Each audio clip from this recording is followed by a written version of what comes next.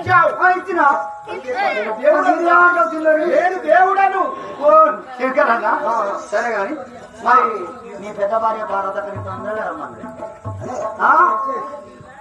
అయినా ఎప్పుడు నా భక్తులకు ఇప్పుడు అక్కడికి పోతావా నువ్వు? లేదు లేదు లేదు. మరి ఎక్కడికి పోతాను? నేను ఎందుకు వచ్చానని తెలిసిన. ఎందుకు వచ్చినా చెప్పాడు.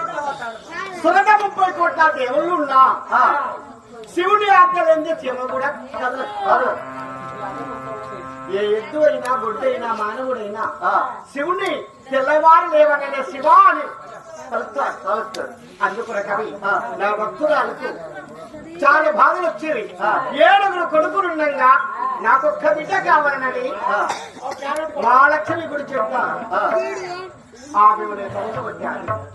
ఆ లక్ష్మి గుడి చెప్తాను వెళ్ళి నా భక్తురాలకు వరములిచ్చి వస్తాను. సరే వేరే